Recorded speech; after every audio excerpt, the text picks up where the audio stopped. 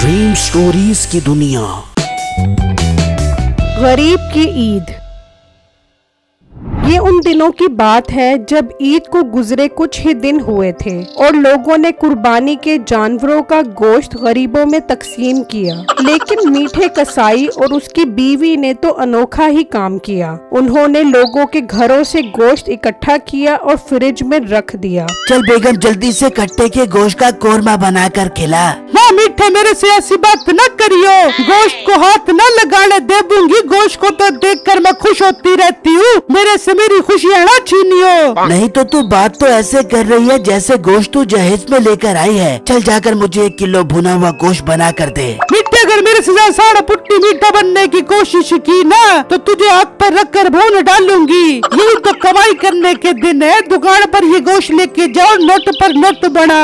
अरे वाह मेरी चौड़ी नाक वाली बेगम, तू इतनी ज़हीन कैसे हो गई? पहले तो तेरे भेजे में मगज कम भूसा ज्यादा भरा हुआ था। अरे मीठे, मैंने कट्टे का मगज खाया है ना, तो उसकी दिमाग की ताकतें मेरे अंदर आ गई है। वहाँ बिट्टू की बीवी बिट्टू को कहती है, जाएं जाकर 2-3 मन मेरी अम्मी को गोश्त देकर आए, वो इंतजार कर रही होंगी। बेगम तुम पागल तो नहीं हो गई? ये गोश्त गरीबों में तकसीम करने के लिए होता है। इस तरह अगर हम गोश्त अपनों में बांटते रहेंगे तो हमें सवाब नहीं मिलेगा। अरे सवाब को छोड़े, मेरी अम्मी को गोश्त देकर आए, वो मोहल्ले में बांट देंगी। आखिर मेरी अम्मी ने सबको बता दिया है कि मेरी बेटी ने 10 मन का बेड़ा हलाल किया है। बेगम तुम पागल तो नहीं हो गई? क्यों सबको बता बता कर अपना सवाब जाया कर रही हो? मेरी कोई इज्जत नहीं है। मैं अगर कोई बात करूं तो सवाब जाया हो जाते हैं। कोई और बात करे तो सवाबों की बरसात हो जाती है। मुझे नहीं रहना इस दुनिया में। ये कहकर वो अंदर जाने लगती है तो बिट्टू कहता है,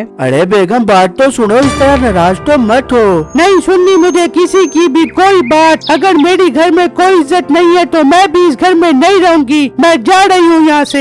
ये कहकर वो अंदर आ जाती है तो बिट्टू भी अंदर आ जाता है। अच्छा अच्छा बेगम तुम परेशान मत हो, मैं जाता हूँ गोश्त लेकर तुम्हारी अम्मी के पास। ना जाएं आप, कोई जरूरत नहीं है आपको मेरी अम्मी को गोश्त देने की। बकरी दूध दे, वो भी मेंगड़ियाँ कर कर के, तो क्या फायदा। अच्छा ना बाबा, मैं लेकर जाता हूँ ना गोश्त। प्लीज अब तो अपना मूड ठीक करो। अच्छा अच्छा, जाए आप गोश्त लेकर।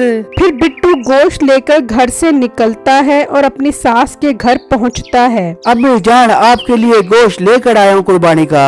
वाह बेटा, बड़ी जल्दी ख्याल आ गया गोश्त का। खैर कितना गोश्त लेकर आया है? जी अम्मी जान, पूरा 1 मन गोश्त लेकर आया हूँ आपके लिए। 1 मन लिया तो बता रही थी कि हमने 10 मन का बेड़ा हलाल किया है। जी जी अम्मी जान, माशाल्लाह माशाल्लाह, 10 मन का बेड़ा हलाल किया था हमने ईद पर। 10 मन का बेड़ा हलाल किया है और तू मेरे लिए 1 मन गोश्त उठा कर आ गया है। तो अम्मी जान, आपके लिए क्या 10 मन का 10 मन गोश्त उठा कर आ जाता? गरीबों में भी तो बांटना होता है। बड़ा तू आया गरीबों में गोश्त बांटने वाला। ले जा अपना 1 मन गोश्त। हम कोई भूखे नहीं है तेरे 1 मन गोश्त के पीछे मरे।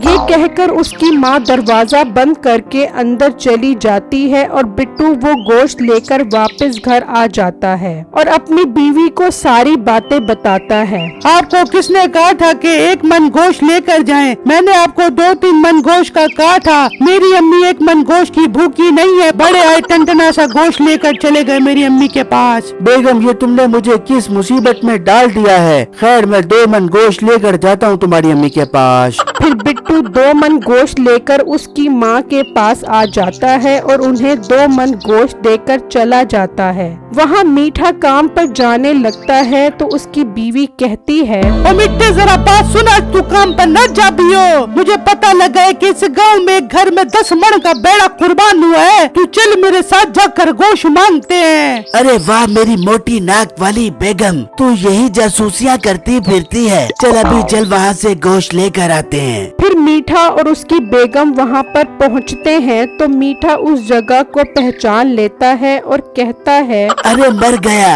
ये तो वही जगह है जहाँ मैं ईद से पहले जानवर चोरी करने आया था। अगर मैंने दरवाजा बजाया तो वो मुझे पहचान लेंगे। मुझे यहाँ से निकलना चाहिए। अरे मिठे क्या सोच रहे? चल दरवाजा खटखटा।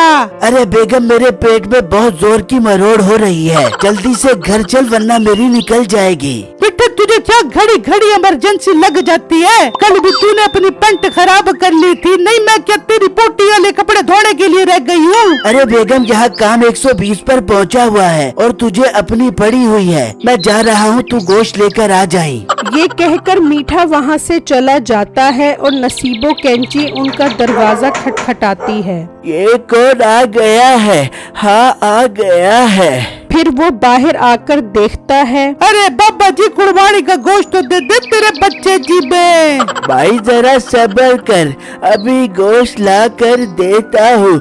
हाँ देता हूँ। ये मैं किसको बोला? तूने अपनी उम्र देखी है? तेरे से 20 साल छोटी हो दूंगी। अगर तेरे से गोश्त मांगने आ गई हूँ तो ज्यादा शौक ना हो, तेरे से ज्यादा गोश्त खाते हैं हमारी बात समझ। नहीं, तू गुस्सा तो ऐसे कर रही है जैसे मैंने तेरी गाय चोरी करके उसकी कुर्बानी की हो। अगर गोश्त लेना है तो सब्र कर वरना निकल जा यहाँ से, निकल जा।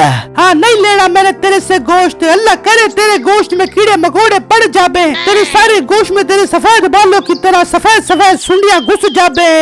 निकल जा यहाँ से, अभी के अभी निकल जा। फिर नसीबो कैंची गुस्से में वहाँ से चली जाती है और जब घर आती है तो मीठा कहता है, और बेगम तू इतने गुस्से में क्यों लग रही है? और गोश्त कहाँ है? मिठे, मेरी उस घर वालों ने बहुत बेइज्जती की है। मिठे, अब मैं अपना बदला लिए बगैर न रह पाऊंगी। बेगम, उसने तुझे क्या कहा है? मैं अभी जाकर उससे पूछता हूँ। रहने दे मिठे, तेरी तो एंड टाइम पर आकर पोटी निकलना शुरू हो जाती है। और बेगम, तू मुझे कोई आम बंदा न समझ, तू हुक्म कर, अब क्या करना है? मिठे, अब उससे पूरा पूरा बदला लेना है। तू आज रात को ही जा उसका सारा गोश्त चोरी करके राजा। वाह बेगम, मतलब अगर घी सीधी उंगली से नहीं निकल रहा तो उंगली टेढ़ी करके निकालना पड़ेगा। मैं आज रात को ही अपनी मुलाजिम से मिलकर उसके घर से गोश्त चोरी कर कर आता हूँ। फिर मीठा अपने मुलाजिम के पास जाता है और उसे सारी बातें समझाता है। अरे उस्ताद, क्यों बनवाते हो? पहले ही उनकी गाय चोरी करने गए थे तो पकड़े गए थे। तुझे परेशान होने की जरूरत नहीं है। अब हम गोश्त चोरी करेंगे और उसे दुकान पर बेच देंगे। अब तो पकड़े जाने का सवाल भी पैदा नहीं होता। फिर तो उस्ताद ठीक है, इस तरह तो हम कुर्बानी का गोश्त बेचकर अमीर हो जाएंगे।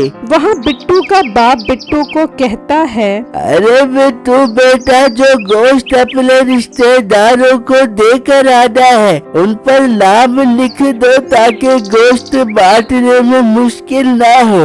हाँ ना हो। ठीक है अब्बू जान, मैं अभी गोश्त पर जाकर नाम लिख देता हूँ। फिर बिट्टू सारे गोश्त पर अपने रिश्तेदारों का नाम लिख देता है और गोश्त को फ्रिज में रख देता है। फिर जब रात होती है तो मीठा और उसके साथी चुपके से बिट्टू के घर के पास आते हैं और फिर अंदर आकर फ्रिज से सारा गोश्त निकाल लेते हैं और गोश्त को लेकर वहां से चले जाते हैं। और अगले दिन वही गोश्त अपनी दुकान पर लगाकर बैठ जाते हैं। वहाँ जब सुबह बिट्टू फ्रिज देखता है तो उसमें गोश्त नहीं होता। बिट्टू ये बात जाकर अपने बाप को बताता है। ये गोश्त कहाँ जा सकता है? अगर हमने रिश्तेदारों में गोश्त ना दिया तो हमारी नाक कट जाएगी। हाँ कट जाएगी। मैं ऐसा करता हूँ, बाजार से गोश्त खरीद आता हूँ।